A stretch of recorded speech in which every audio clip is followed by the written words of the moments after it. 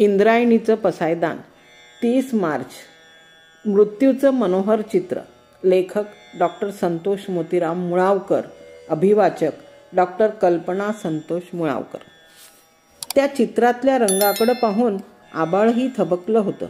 त्या चित्रातल्या आभाळ रंगात रंगून जावं असं आभाळालाही मनापासून वाटत होतं. आभाळा इतकं अधीर आभाळच. माणसाच्या अधीरतेवर ताण करत आभाळ त्या चित्रात बरसलं आणि त्या चित्रातले अवघे रंग स्वतःच्या आत्म्यात भरून घेत राहिलं. चित्रातले रंग संपता संपेनात. त्या चित्रातल्या उसळत्या रंगाकडे पाहून समुद्र स्वतःतल्या उसळण्यातल्या उणीवेनं उसळत होता. त्या चित्रातल्या लाटांकडून उसळण्याचे रंग आणि ढंग घ्यावेत असं समुद्राला वाटत होतं. पण तो अमर्याद समुद्र स्वतःच्या मर्यादेमुळे त्या चित्रापर्यंत पोहोचू शकत नव्हता.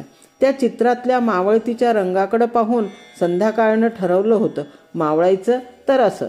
इतकं उदास झालं पाहिजे मावळताना. त्या चित्रातला हिरवा आत्मा पाहून झाडांचाही आत्मा खिन्न हिरवेपणानं सळसळत होता. इतकं उदात्त हिरवेपण आपल्याला कधी मिळवता येईल ह्या विचारात मग्न झाला होता. त्या चित्रातली रंगचंचलता पाहून वाराही चित्राभोवती घुटमळत होता.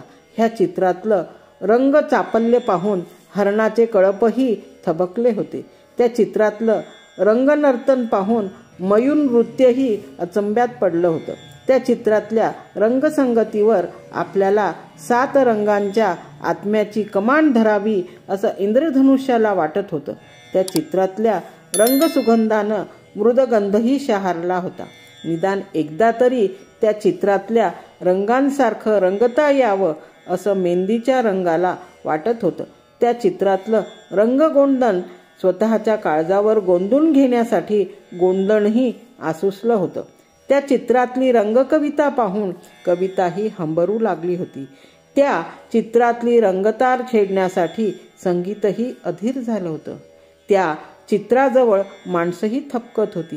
चित्राकडं बघता बघता स्वतःला चित्रासारखी होत होती. आपल्याला रंग लागावा तर त्या चित्रातल्या रंगासारखा, आपला रंग उडून जावा तर त्या चित्रातल्या रंगासारखा, असा रंगतरंग माणसाच्या अंतरंगात उमटत होता.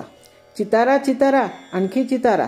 माणसाचा आग्रह रंग त्या रंगसम्राटाला मोडवत नव्हता आणि तो रंगसम्राट ती माणसं स्वतः भरून घेत होता आणि स्वतः सकट त्या माणसांना चित्रात ओतत होता.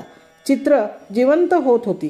चित्राचा आग्रह कुणीही धरत होते आणि असाच एक दिवस चक्क मृत्यूनं आग्रह धरला, मला चितारा, माझे रंग तुमच्या चित्रात मला पाहू द्या.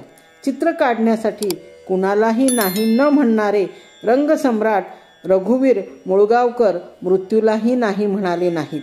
त्यांनी मृत्यूला स्वतःत भरून घेतलं आणि स्वतः सगट मृत्यूला चित्रात ओतलं. स्वतःचं एवढं मनोहर जिवंत चित्र पाहून मृत्यूही जिवंत झाला. चित्रातल्या जगण्याकडं जगण्याच्या आशेनं पाहू लागला. मृत्यू काही बोलणार इतक्यात रघुवीर मुळगावकरांनी त्या चित्रात खालच्या बाजूला स्वतःची स्वाक्षरी चितारली आणि त्या स्वाक्षरीखाली तारीख चितारली, 30 मार्च 1976.